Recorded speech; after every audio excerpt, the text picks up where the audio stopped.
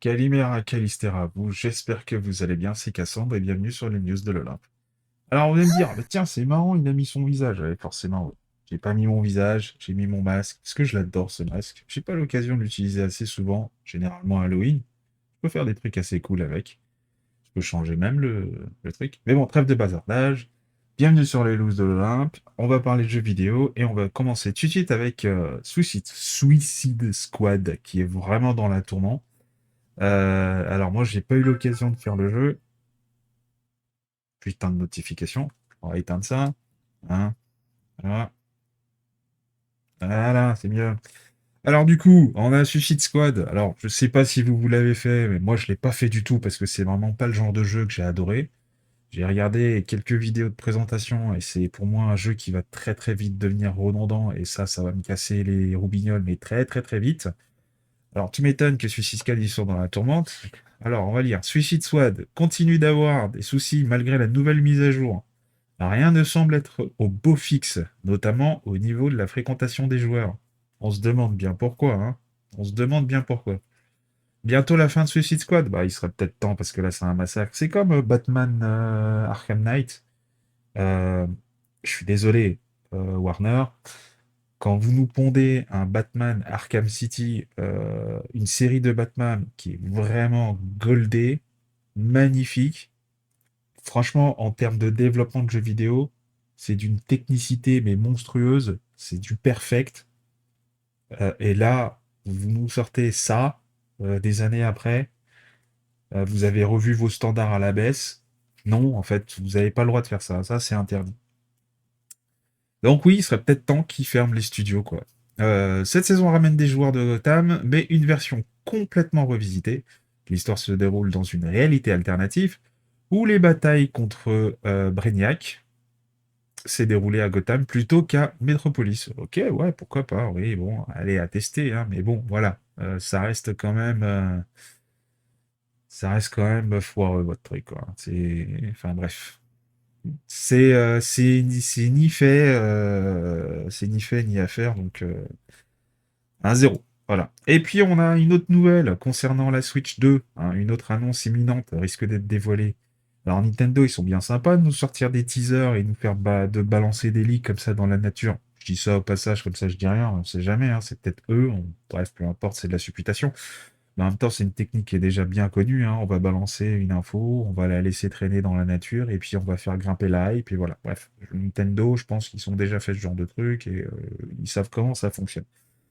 Mais apparemment, les prochaines, enfin, c'était censé être annoncé au courant de ce mois-ci, octobre-novembre, mais visiblement, c'est pas ce qui va être annoncé, hein. On a Jason Schreier qui avait, bah, je crois que c'est lui, hein, ouais, c'est ça, c'est lui, hein, qui avait dit qu'il avait reçu du matos, mais finalement, c'était pas ça, et que c'était autre chose. Donc, du coup, je pense que la Switch 2, on va encore l'attendre bien longtemps et Nintendo, ils vont encore faire attendre.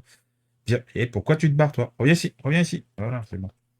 On va attendre encore bien longtemps avant que la Switch 2 sorte. Et puis voilà. Alors, moi, personnellement, je l'attends pas spécialement, étant très déçu de la OLED. Alors, ce qui s'est passé, c'est que j'ai acheté plusieurs Switch. J'avais une Switch normale, celle que je pouvais flasher à l'époque, parce que c'est première génération un problème de batterie, et comme un débile, au lieu de la changer moi-même, bah, je l'ai envoyé chez Nintendo pour qu'ils me la fassent. Bon, bah, ils ont pas que changé la batterie, ils m'ont changé quasiment toute la Switch, hein, pour des risques de trucs et tout là là. C'est con parce que j'avais acheté les pins et tout. Et puis du coup, j'en ai racheté une autre, pensant qu'elle serait d'une ancienne génération aussi, mais non, finalement non, donc je l'ai donné à une de mes filles. Et puis j'ai acheté la Switch OLED. J'avais une grosse réduction dessus à Micromania. J'ai des copains de Micromania qui m'ont fait une grosse réduction dessus. Du coup, merci, hein, Micromania Brony, si vous m'écoutez.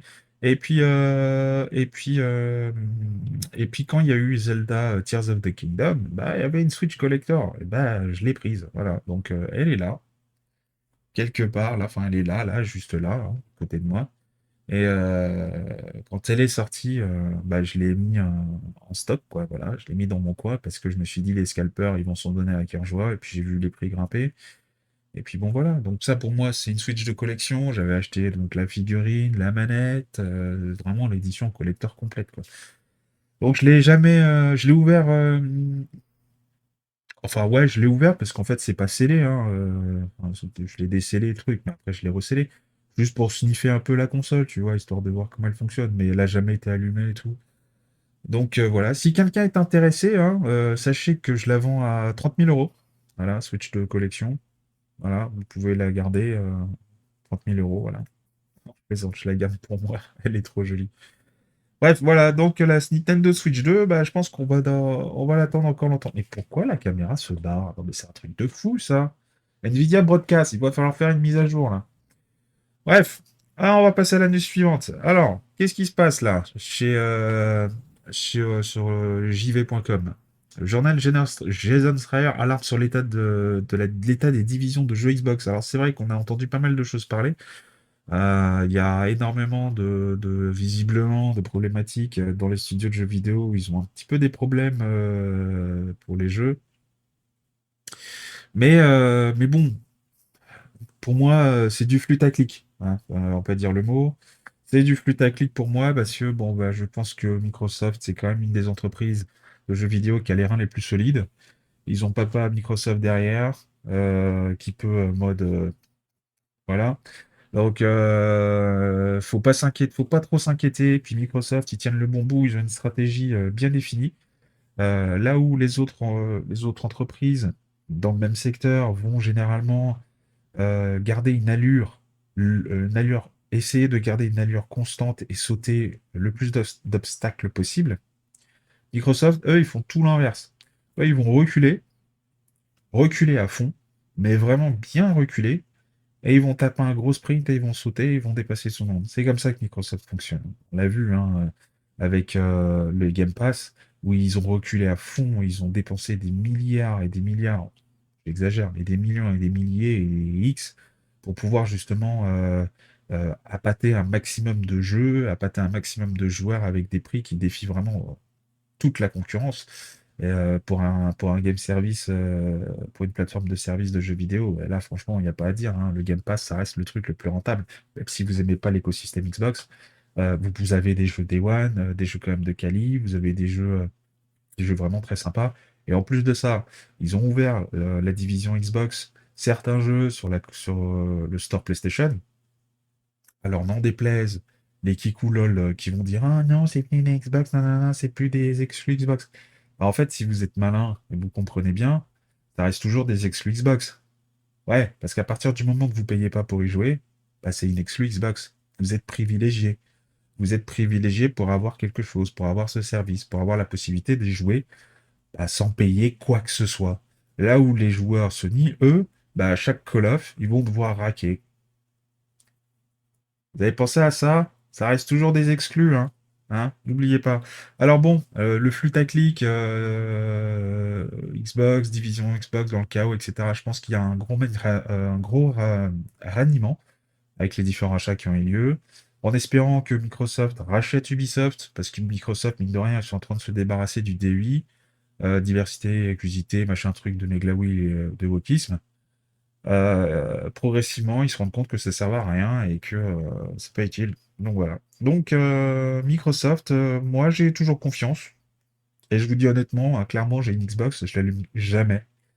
Je l'allume jamais. Pourquoi? Bah parce qu'en fait, bah, j'ai tout sur le PC.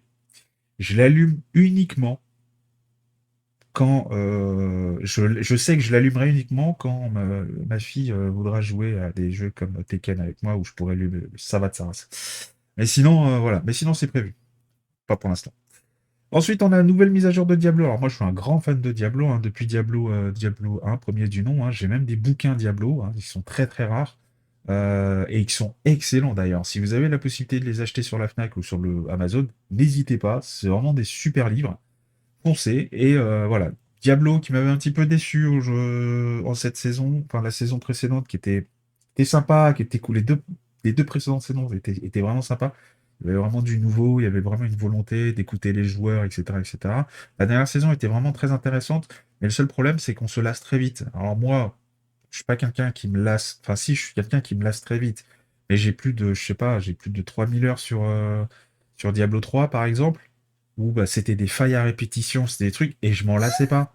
Depuis que Diablo 3 est sorti, Et bah, dites-vous que j'ai suivi toute l'évolution hein, de Diablo 3 et même j'ai même des armes du début du jeu dans mes coffres dans Diablo 3. Des premiers armes qui sont là encore, des mantis avec comment ça s'appelle? Des doubles, ouais, des trucs pour sortir quoi. En fait, au moment où on pouvait sortir, on mettait une gemme dans une arme.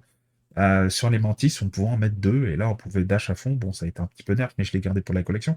Mais voilà, pour vous dire qu'à quel point c'est un truc que j'aime beaucoup. Donc c'est de la difficulté, c'est bien, mais là, Diablo 4, c'est difficile, mais c'est pas forcément justifié. C'est-à-dire la courbe de progression, elle est très haute, et puis elle va descendre très vite, et puis après elle va se taser, et elle va rester identique, et elle changera uniquement que sur le loot que vous allez avoir. Par exemple, un truc que je comprends pas, c'est que maintenant on peut plus avoir des gros tanks. On peut les avoir, mais on va plus se baser sur les items que sur le stat. C'est un peu dommage. On est à 900 et des brouettes, et au-delà de 900 en armure, ça sert plus à rien en fait. C'est perdu, c'est dans le vent. Ce qui n'est pas le cas avec la force et la dex, etc., etc. Mais voilà. Et puis il y a un autre truc, moi, qui me dérange le plus, mais qui apparemment qui va changer. Je crois que ça sort le 8 octobre. Eh ben, c'est le level de difficulté, le niveau des personnages. Moi, je me souviens sur Diablo, bah, on avait les parangons, que c'était à l'infini. On avait des parangons 7000, 10 000, 3000. Et ça, c'était intéressant parce qu'on avait l'impression au moins de faire quelque chose et de gagner du niveau et au moins des compétences, même si c'était des microstats, c'était quand même jouissif de pouvoir stacker 10 points de parangon en plus. Là, c'est plus le cas. On est à niveau 100 et ça s'arrête là. Donc, à un moment donné, c'est très redondant et il y a beaucoup de joueurs qui partent.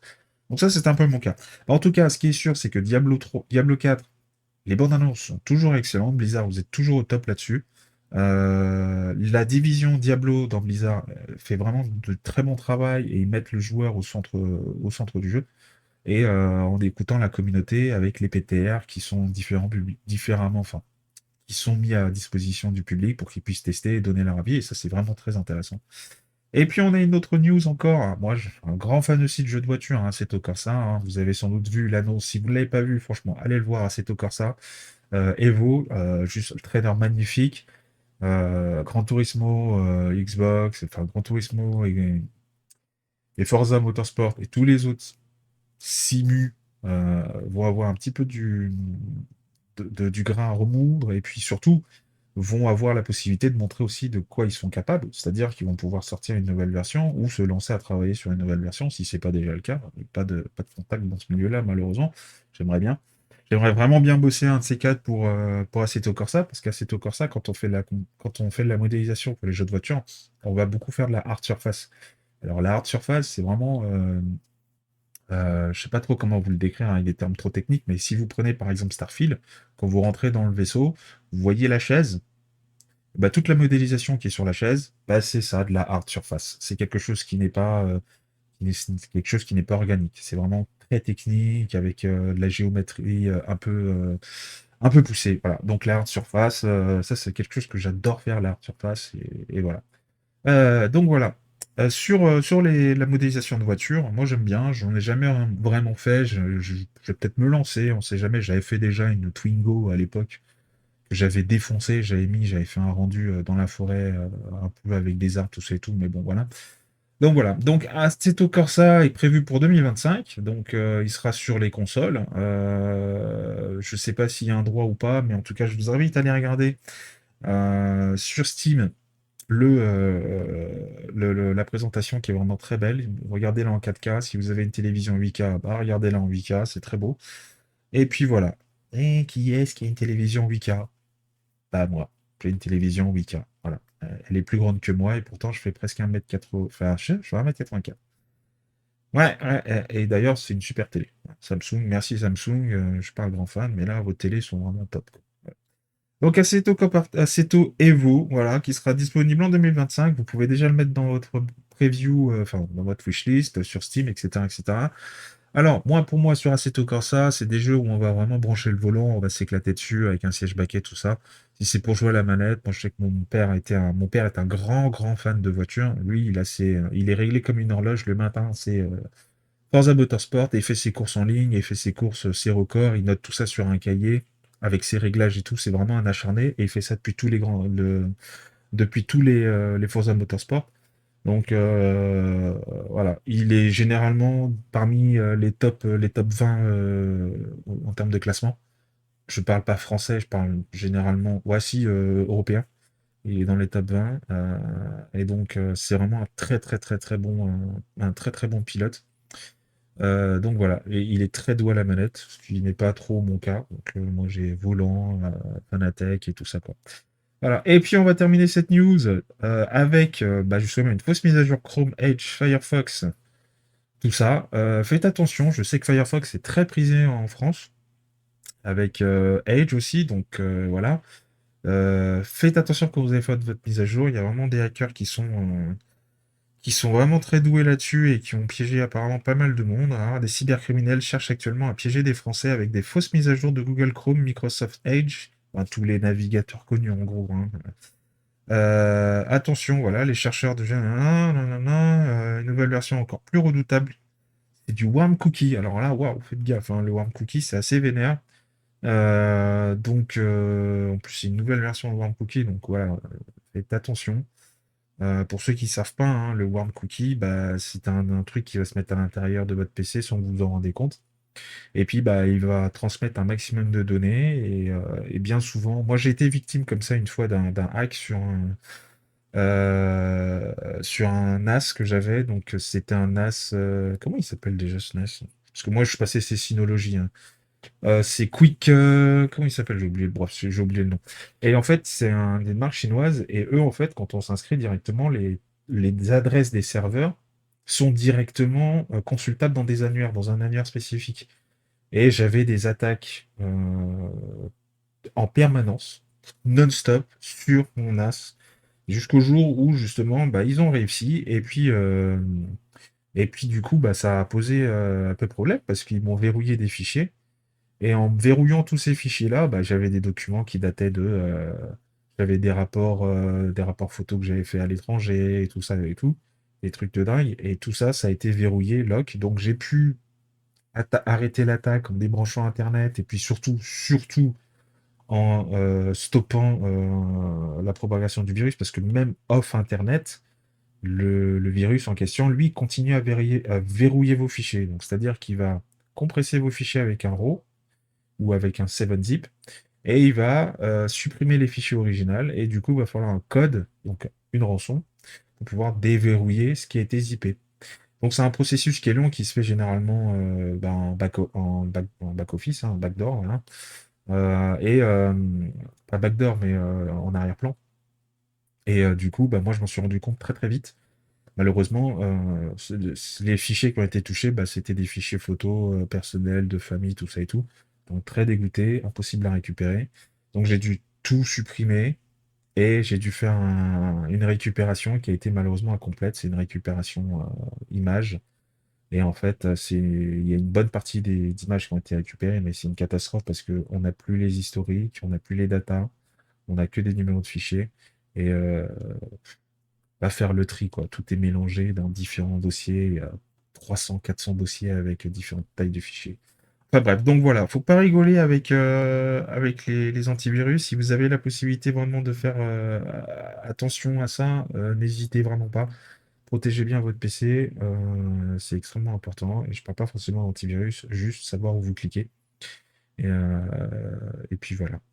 C'était Cassandre, j'espère que ça vous a plu. N'hésitez pas à vous abonner, n'hésitez pas à liker, partager, commenter, tout ce qui suit. Et puis voilà, j'ai mis un petit générique là. Bon, c'est un générique qui est spécial woke sur différents trucs, mais je ne sais pas si je vais le mettre. Je essaierai de faire autre chose pour justement des news de jeux vidéo. En tout cas, je vous dis à très bientôt et passez une excellente journée. Ciao!